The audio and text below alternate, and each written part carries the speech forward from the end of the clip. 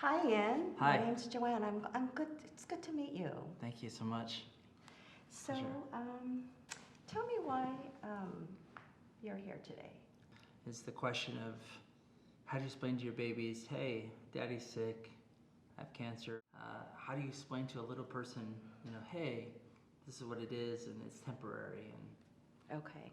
How much do you think she knows? You haven't said anything to her.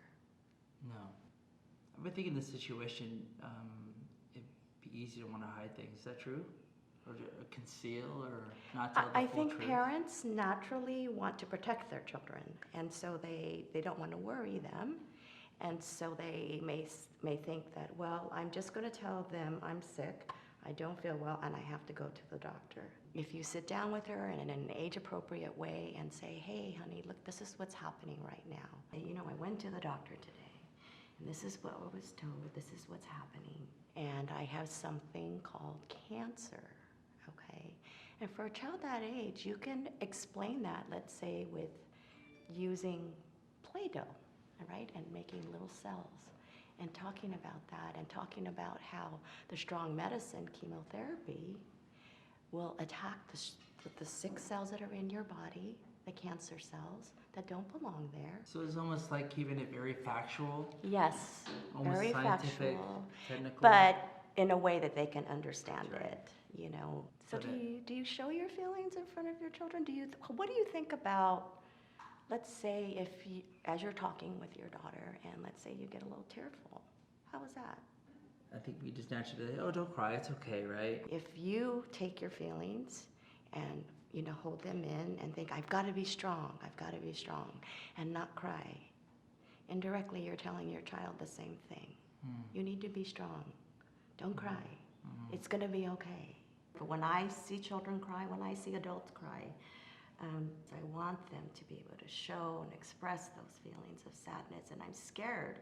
What do you do with the situation where children ask deeper questions about mortality? What Okay. happens if you die? What's going to happen to me? Mm-hmm. And the fact of the matter is, like, in my head, I'm saying, I don't know, because I'm asking the same questions, right? Mm-hmm. Believe it or not, children, even at your daughter's age, have asked that question straight out. Like, or if I say, we talk about feelings, like she said, well, I'm scared. So what are you afraid of? I'm afraid that my daddy might die. I'm afraid he's not going to get better. I have kids ask, well, who's going to take me to, my soccer practice? Bring it all back to what's happening in the moment. So if I'm getting this kind of treatment, I'm going to have something called chemotherapy, it's a strong medicine. He's working with all the doctors and the nurses to fight this and get better. And this is what's happening today. If things change, I'll make sure I let you know, okay? I like that. And if you need to talk to me about it, and that's why I want you to ask me questions.